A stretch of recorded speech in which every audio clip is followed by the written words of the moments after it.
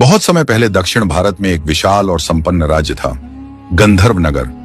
लेकिन उसकी समृद्धि के पीछे एक ऐसा साया था जो हर दिल में डर बनकर बसा था। उस साये का नाम था राजा नागदेवा। नागदेवा जितना शक्तिशाली था उतना ही निर्दयी भी।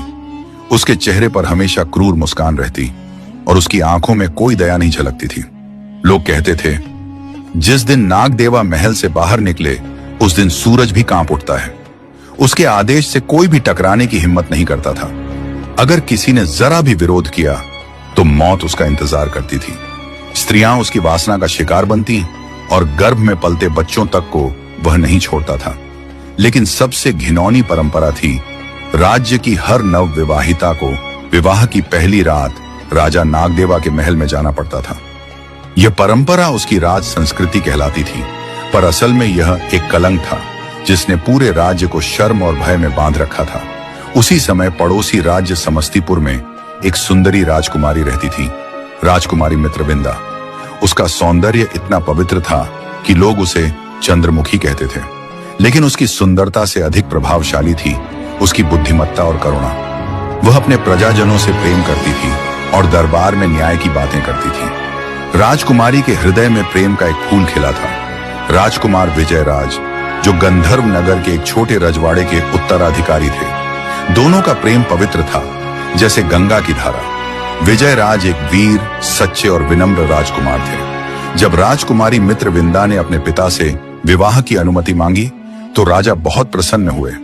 उन्हें नहीं पता था कि गंधर्व नगर की सीमाओं में कैसी क्रूर परंपरा चलती है। कुछ महीनों बाद समस्तीपुर में भव्य विवाह हुआ। ढोल नगाड़ों की गूंज, फूलों की बरसात और दोनों राज्यों में हर्ष की लहर थी। विवाह के बाद राजकुमार विजयराज अपनी नवविवाहिता रानी मित्रविंदा को लेकर गंधर्व नगर की ओर रवाना हुए। रास्ते में दोनों भविष्य के सपने देख रहे थे कि अपने राज्य को प्रेम और न्याय से भर देंगे। लेकिन जैसे ही वे गंधर्व नगर की सीमा में पहुंचे, एक अशुभ शांति ने उन्हें घेर लिया। सैनिकों के दल ने उनका रथ रोका।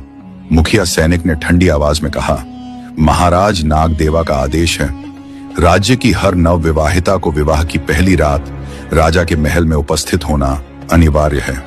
यह सुनकर विजयराज सन्न रह गए। रानी मित्रविंदा के चेहरे से रंग उड़ गया, पर उसके नेत्रों में भय नहीं, आग जल उठी।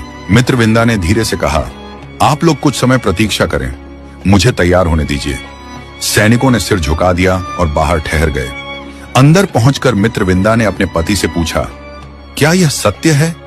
क्या यह अत्याचार वास्तव में इस राज्य का नियम है? राजकुमार विजयराज ने सिर झुका लिया और बोला, हाँ रानी, यही नागदेवा का कानून है।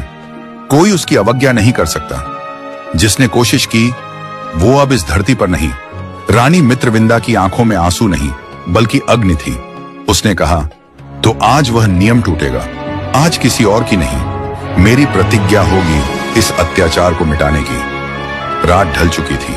महल में सुनहरी दीपों की रोशनी और सुगंधित धूप का धुआं फैला हुआ था। राजा नागदेवा बिस्तर पर बैठा अपनी विकृत मुस्कान लिए रानी का इंतजार कर रहा था। दरवाजा खुला। रानी मित्रविंदा लाल राजसी वस्त्रों में, चेहरे पर शांति और कदमों में दृढ़ता लिए अंदर आई। नागदेवा ने मुस्कुराते हुए कहा, तो राजकुमारी, तुम्हें मेरे नियम का अर्थ तो पता है? मित्रविंदा ने शांत स्वर में उत्तर दिया, हाँ महाराज, परंपरा तोड़ने की सजा मृत्यु है ना? नागदेवा ने हंसते हुए कहा, हाँ, मगर आज तुम्हें ऐसी सजा नहीं दूंगा। तुम्हारी सुंदरता तो मौत की नहीं, आनंद की हकदार है। रानी ने सिर झुका लिया, मानो स्वीकार कर रही हो। नागदेवा ने उसके करीब आना चाहा और तभी रानी के वस्त्रों में छिपा एक पतला धारदार खंजर उसके हाथ में चमका। क्षण भर में उसने वह हथियार नागदेवा के सीने में उतार दिया। राजा की चीख महल की दीवारों में गूंज उठी। रानी मित्रविंदा ने ठंडी आवाज में कहा, यह उस हर स्त्री की आवाज है जिसे तुमने रुलाया। आज से तुम्हारा आतंक समाप्त हुआ। नागदेवा। राजा तड़पता हुआ जमीन पर गिर पड़ा और उसी क्षण अत्याचार की जंजीरें टूट गईं। अगले दिन सुबह पूरा गंधर्व नगर एकत्र हुआ। मित्रविंदा और विजयराज महल की बालकनी पर खड़े थे। रानी ने ऊंची आवाज में कहा, गंधर्व नगर के लोगों, आज से तुम स्वतंत्र हो।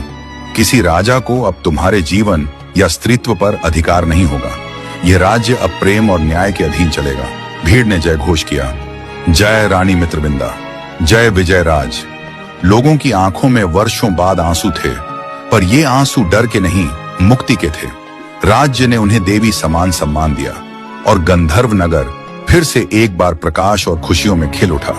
समय बीत गया, पर आज भी गंधर्व नगर की गलियों में कहा जाता है, जब एक स्त्री अपने सम्मान के लिए उठ खड़ी होती है तो सबसे ताकतवर अत्याचारी भी रेत बनकर बिखर जाता है। रानी मित्रविंदा की कथा आज भी इतिहास नहीं, प्रेरणा है।